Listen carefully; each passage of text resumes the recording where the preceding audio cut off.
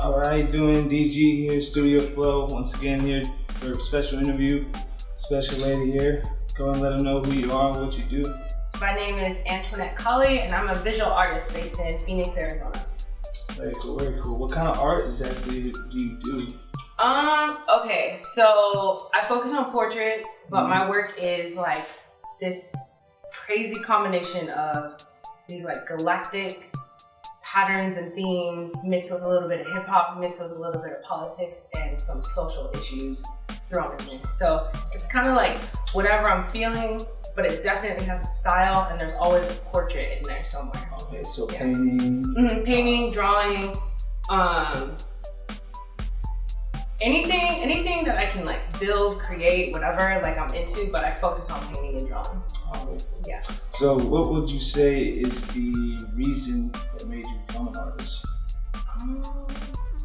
I've never had anyone phrase that question that way before. I don't really know the reason that I became an artist. I just know that I've always loved making art since I was a kid.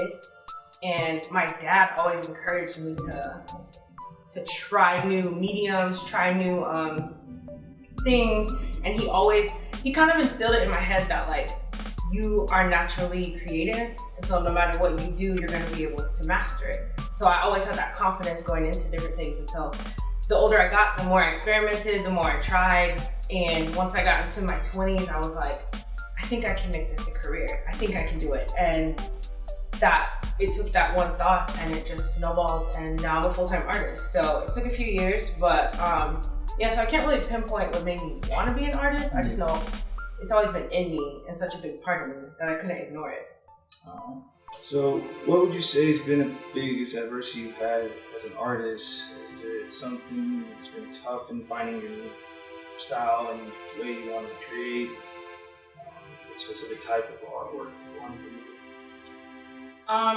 It hasn't been hard to figure out like my style per se. It's just been like a process. It's taken a few years, but I know now. I know what I like. I know what themes I like. I know that hip hop is a big influence. Like I'll literally listen to a song and turn it into a painting. I think one of the struggles for me as an artist is that people look at me and don't see what they expect, I guess, when they see my artwork. They always, 90% of the time, they think it's a dude, first off, that did the work. And then, you know, once they find out it's a girl, they're surprised that I'm pretty and I'm in a dress. And like, I'm painting pictures of Nipsey Hussle with like bullets and bandana prints and galaxies and all this crazy stuff. So that's been one of my biggest struggles, is like getting people to make like the connection and not think that it's like strange. I know it is kind of strange because in the art world, especially for like the quality of my work, it's like old white men, like all you see. You know, you go to museums, you look at art history, that's all you see. So to see like this young woman of color, it's like really surprising to people. Especially when I'll have dudes help me unload paintings from my car, and people pass by and they're like, oh, those are so dope. And they're like, it's her. And they're like, what? That's you? And I'm like, why is that so surprising? So I don't get it. Girl can't be into it. Right. So, but you know, a lot of people think that being a woman of color is something that makes it more challenging in the art world, which in certain cases it is, but it's really helped me a lot in Phoenix because there isn't anyone who looks like me doing what I'm doing. And so it makes me stand out. Breaking through it. Yeah. First. So I've been able to, you know, like build relationships with places like the Phoenix Art Museum. It's like the biggest art museum in the Southwest, you know, and they're calling me to come do things. So, so it's, thank you. Yeah, that was a big one for me. So it's helped me more than hurt me, and the assumption would be that it would hurt me. I mean, I still got a long way to go, so who knows, but nothing's gonna stop me, so yeah. So you said you were into painting, drawing, canvas, paper. Is there anything else you've done as far as you put your work on maybe a wall, murals, any other kind of material you might use besides canvas and paper? Yeah, I've done a couple walls. I just did one at Lab Dental in Phoenix. I did one at excuse me, I'm sorry. Is that like a business? Yeah, Lab Dental is a grill shop. So, okay. You know. Oh, yeah. Little plug there. But yeah, so it's brand new. It just opened, and he commissioned me. The owner commissioned me to do a big portrait of a girl with a grill, and he was like, I like nature and flowers, and I want all of that in there. So I was like, this isn't what I expected, but all right. Let's do it. So yeah, so I spent a couple weeks working on that. I did like a tribute mural to my aunt and grandma that passed away from breast cancer. I did it at a hospital in a chemotherapy bay. And like I did here in Arizona as well. Yeah, it's like Banner, like Thunderbird, like way west. And I paint on clothes, shoes. I can pretty much paint on anything. Got right into my next question. Oh. I myself majored into sneakers, so I was wondering if you've ever did something on a leather base or considered doing something with a leather shoe. I haven't done a leather shoe, but I did a leather backpack recently. It was a Dragon Ball Z backpack, or Dragon Ball Z design on a leather backpack. And that was my first experience with leather. And you never really know what to expect when you work with like new materials, but it went on pretty smooth. So I now have my leather paint. So if anyone needs leather things you might painted, need to commission some Studio Flo sneakers. Yeah, so like I've had friends like, if you want some sneakers to practice on, I got you. So, because I've thought about doing like some realistic portraits. I don't know, something crazy. So let me know. Yeah, I got you. Yeah. I'll let you know. So, what would you say makes your style stand out? What do you do differently? What do you do more? I think the combination of unexpected details. I use a lot of paisley or bandana print. I lay down galaxies as my background. So it's like these like stars and colors and nebulas. I learned today they're called nebulas. I lay that down and then I lay portraits on top of it. And, I create these borders out of like bandana print, and I don't know, I combine these things that people don't expect to go together, and it really just creates like this dynamic, interesting piece for people to look at and dissect and pick apart. And the galaxies also like take this flat surface and give it space and dimension. So it just kind of pulls you in, And the other thing too is, a lot of people don't know this. One day they will know this. But I name all of my paintings after song quotes, rap song quotes. So, if you're a big like hip hop head, when you hear it, you'll know it, And every painting is also inspired by a song. So it's just, I don't know what it is. I just hear it, and it could be like there's this one Nipsey Hussle song that's inspired like 3 paintings. I don't know, there's just something about music that so the fact that music is so intertwined into my work, I think also makes it stand out a lot too. Yeah. Love music, obviously, where he is. Studio Flo. Yeah. So as an artist, getting to where you've gotten, being a student to the art itself, is there anybody that's influenced you, or that, an artist that you've maybe studied or, very maybe mimicked at the beginning? Yeah, like Kendrick Lamar, do you know who that is? He's like one of the leading artists in the world. Like I'm talking, Michael Jackson called him to do a painting of himself. So I had a chance to meet him at the Phoenix Art Museum. They hosted his exhibition at the end of last year, and they asked me to come be a part of it and run some like life drawing courses during the night. It was like a big, almost like festival. They actually broke a record that night. I think they had 7,000 people in the building that night, and before that, it was like 5,000, so he exceeded that like 2,000. Nice. So you think he brought the crowd out there? Oh yeah, he definitely did. He's like the Michael Jordan of the art world. Oh, right. But it's just so inspiring to see someone who looks like me painting and not censoring anything he's painting, and like people flock to it. People of all races and ages and whatever, they respect it and they appreciate the beauty in it. Because I get nervous. Like I get nervous about some of the things I paint. Like it's just one of those things. You're kind of like being vulnerable and hoping the world accepts it. And so through his vulnerability and his work, I've been able to gain more confidence, and meeting him helped with that. And he's amazing. So of all the artists, he's definitely number 1 for me. And then there's others like Frida Kahlo, and I connect to her, like how she used herself in her paintings and tied in her emotions a lot, and like a lot of it was about like her romantic struggles, and I do that too. So and like Van Gogh is one that I really like. So I feel like those are like a little cliche because everyone kind of likes them. Yeah, but they're dope though. Yeah, they're dope. So, you like what you like. Yeah. You like any street art? Is there any street artists that you might follow? You know, maybe Banksy. Yeah. Yeah, Banksy's like the one everybody, you know. And his stuff's so simple too, it's crazy. But that it's always just got a message and you don't know who he is. Yeah, that's what it is. Like everyone's so intrigued, like who is he? But no, there's an artist from times I've seen he's been the mask, we found Banksy. And it's not him, it's never him. No. Banksy's probably like 20 people around the world all working together. But there's an artist from Phoenix, he goes by Scent Rock. And he was always one of my favorite street artists. So he's based out of Chicago now, but I just always thought his work was dope. It was clean, it was simple, and it was true to the city of Phoenix, which like, you know, really has a big chunk of my heart. So anything that involves the city, like, you know, I'm down with. So he's definitely like at the top of my list. Yeah. What about street like art itself that you maybe love or enjoy?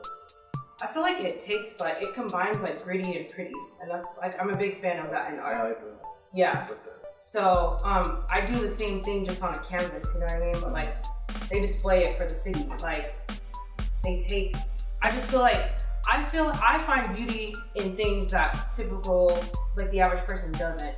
And so I feel like they take those things out in the city and they paint them and they force people to see the beauty in them. Whereas like I could have seen it without it, but like now everyone gets to share it, I guess. So street art, I think, is like, it's a huge part of the culture. It's something that is super important. And I hope that like people continue to embrace it. It's here to stay. Yeah.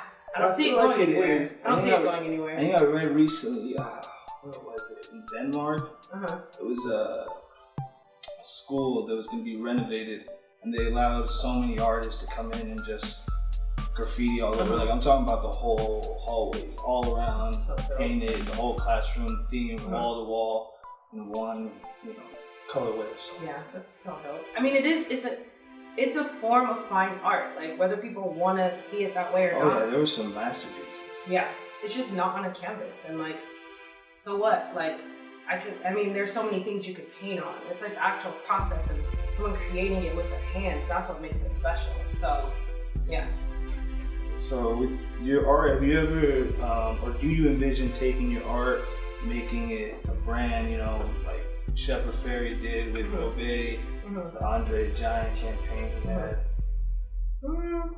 I don't see, I've already sort of branded myself. I don't really see doing something as specific as like what Shepard Fairey did. What he did was dope and it worked for him, and I'm a fan of his. I love his work. I also think that with him doing the presidential campaign too, like that really catapulted him. So it made it a lot easier for him to do something like that. But I don't necessarily see that. I have a plan for where I'm going, and I think that with the work that I'm working on right now, which is like really what's true to my heart, I think I'll unintentionally brand myself, I guess. But I don't know, I guess time will tell with that one. So I don't have any plans to do it, but if it happens, I trust that this work will be a good representation of like who I am as a brand and what my art represents, I guess. Definitely. Take true to yourself. Yeah. So being that your work involves a lot of hip hop itself, what's like one of your earliest memories of hip hop? Like, you remember like what hooked you? My dad, he had like this old, he had these two cars. He had this old Impala and it had like these gold Daytons on it.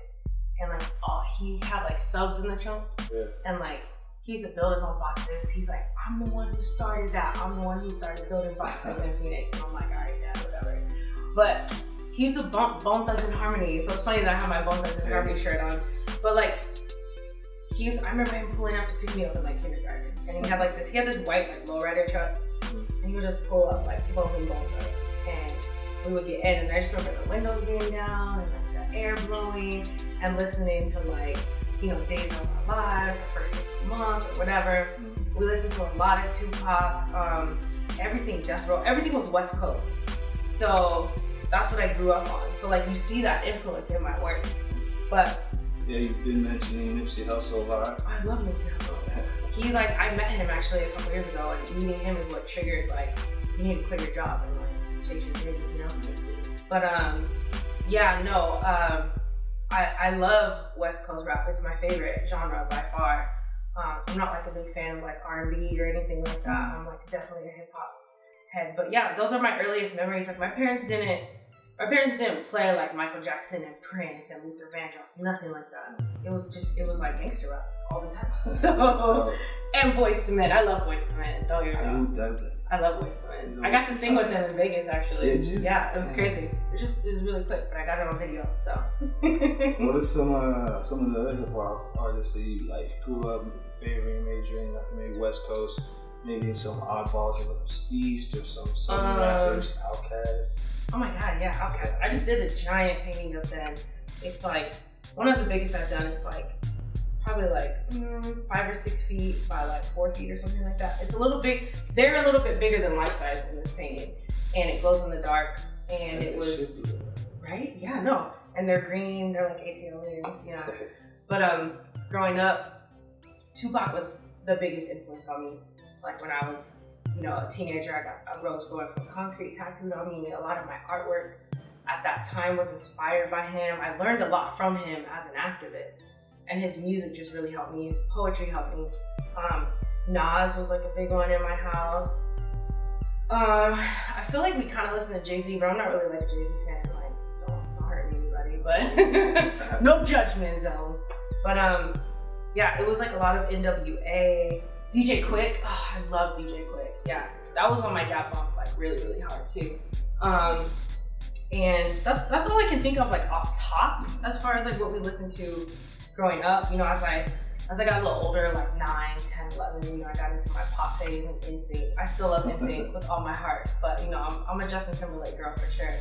But I went into my little pop phase and I think most of the world is, especially elementary kids. It's just something about pop music, like Britney Spears and NSYNC, that just sucked us in. Like I don't. Yeah, that was a good time for pop. It was. It really was. So, is there a top 5 that you can come up with? Like right now? Maybe all time right now. A little bit of both. That's so hard to do. Okay, what's easier for you? Right now, I guess like okay. Right now, who I'm listening to. Okay, I'm gonna say Kendrick and Cole. Okay. I always tie them though, because I can never figure out who you know. Yeah, I actually have them both tattooed on my wrist over here. And I just got like a Nipsey Hussle theme tattoo over here too. So I got like the Kendrick eye, and then inside of it says Love Yours. So that was that. And then I got a Nipsey Hussle quote with some roses that turned into the galaxy, that turned into a paintbrush and a pencil. This one I just got Saturday, so it's still healing. But and then I have a Nas quote on my back, and I also have like my Tupac tattoo on my back. But it's all hip hop. But so I would say Nas and Cole, Nipsey Hussle, Logic is definitely in that list. I love him. I think he's so underrated. And I mean, I have to say Tupac, I guess. So those would be my 5 that I just like religiously like bump all the time. Yeah, there's like a few outside of that. I listen to like a lot of Vince Staples and Chance the Rapper. I mean, everybody loves Chance the Rapper. Yeah, he's definitely doing it. Yeah, so there are tons of like artists too. That's just very so inspiring. Yeah. Let's see. So current events. Is there anything recently that might have influence you, push you to do some art piece? Maybe OJ recently giving parole. Maybe the Migos, Joe Budden jump off at the BET Awards. Joe Budden's so funny to me. I used to listen to him hard in high school, so it's funny to me how much he hates on all these like new rappers and stuff. Art is so like based on opinion though. Like, oh yeah, definitely. It's not his place to say it's trash or not. I mean, if he's speaking technical skills, then maybe. But yeah, he's just being a hater. I love him, but he's being a hater. Like current event wise, the thing that's always influenced me are all of the racial issues. It's like it never been. Yeah, I know. So I remember a few years ago when I think it was Mike Brown when he got killed. That one for some reason really hit me extra hard, like harder than any of the other killings or anything I've seen. And it really like made me realize that I have an opportunity to use my voice for something bigger than myself. And so I just started working it, and my work, a lot of it has been inspired by that. I paint a lot of like musicians and rappers because in high school that's what I would draw because it made me feel good. Like it like released endorphins, like drawing, and made me feel good. That's cool. Cut real quick. I think I just erased these fucking questions. What?